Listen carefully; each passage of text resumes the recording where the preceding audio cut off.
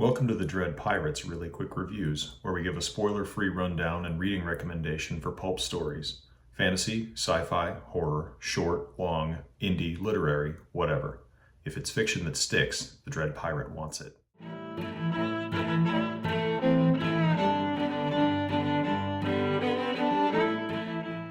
There is a fantastic world lurking beneath the surface of the ordinary.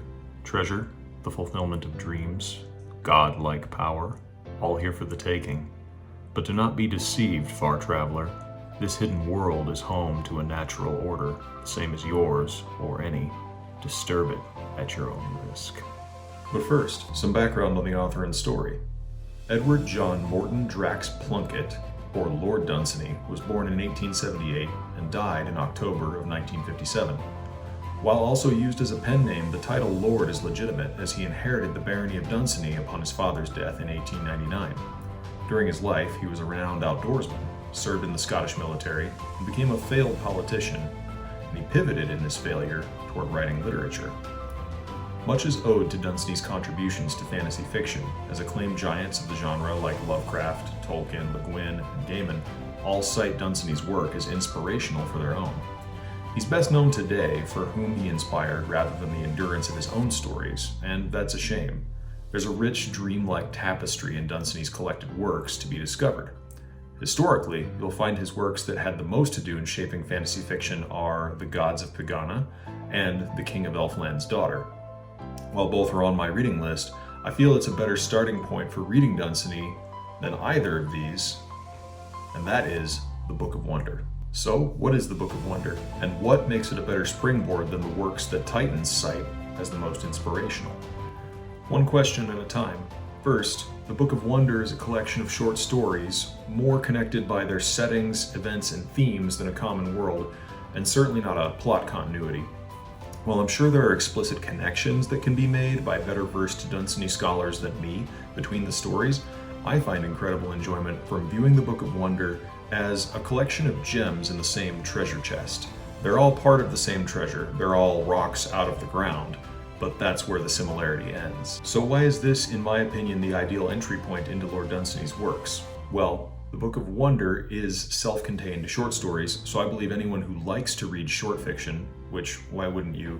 It's incredibly gratifying to read a whole story in 1 to 2 sittings, no matter what, will find a unique offering to put on their fiction reading dinner plate. These stories will be easier than the more abstract Gods of Pegana to read, as many follow a basic 2 or 3 act plot structure. Gods of Pegana, while also good, I have read some of it, is poetic in form and structure and lacks the beginning, middle, and end of more traditional fiction, despite having much to offer elsewhere. They're vignettes, pictures, while the Book of Wonder is episodes.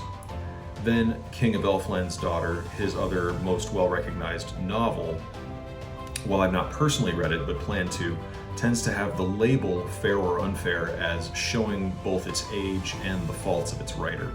I'll reserve final judgment for when I've read it myself, but if you're looking for a jumping off point for an author, short stories offer a taste without ordering the whole meal of a novel.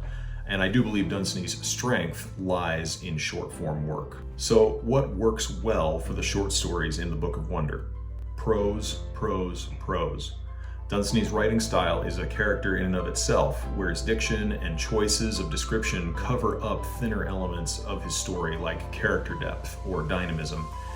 These are archetypal beings in an archetypal world, but Dunsany's wizardry with a sentence is what elevates him above so many other writers.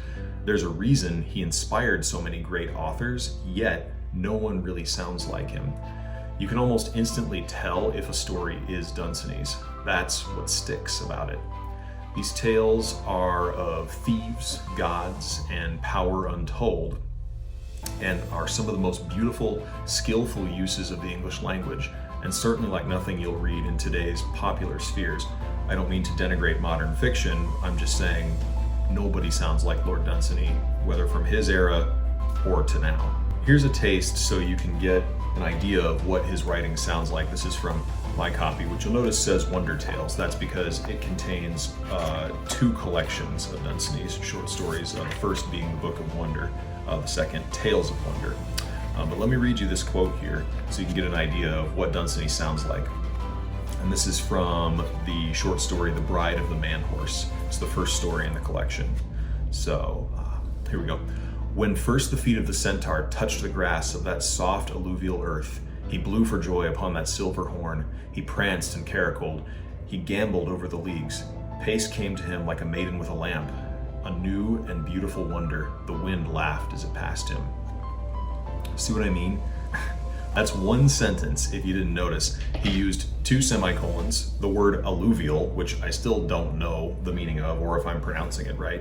There's an awful lot of real estate in this sentence to basically just say, when the centaur reached the land he sought, he ran. And yet, that's the lyrical magic of Dunsany's Book of Wonder. It's prose poems with plot. So what might you not like about Lord Dunsany? Spoiler, it's exactly the same thing that I just said you would like. Dunsany's greatest strength is his uniqueness in style, so while what he writes sounds like nobody else, that can be as polarizing for a reader as it can be why we love him. His sentences are ponderous. Rereading is an absolute necessity. And while his stories embody a cohesion of character and setting that practically begs to be read as this epic universe or multiverse, this idea of all these stories being connected somehow, others might just see the short stories as samey, right? It's another thief upsetting the natural order, stealing a god's treasure, and paying the price for it. But yet, I find that charming. I understand why other people might find it like Dunsany just wrote the same story 25 times. So, does the Book of Wonder earn a reading recommendation? That's a yes, with caveat. Dunsany's The Book of Wonder is a safe entry point into an author who can be a little daunting in how different he is from other writers of his day, or writers who were inspired by or even attempted to ape him. But while the Book of Wonder's sentences are feasts, the length of the stories themselves are a delicate portion. In my own copy, stories rarely exceed 5 pages, and were often less. This makes Dunsany a hearty recommendation for me personally as a companion read, perhaps to more grounded fiction and more like a novel length. If you're reading a novel, this is something to do after you've read for the day. Dunsany is dessert, and if you have a sweet tooth, there's little that can compare to his imagination and skill. So, thank you for tuning in to Really Quick Reviews.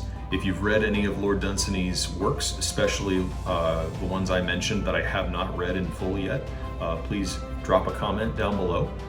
I'm the Dread Pirate of Books, and until next time, keep reading.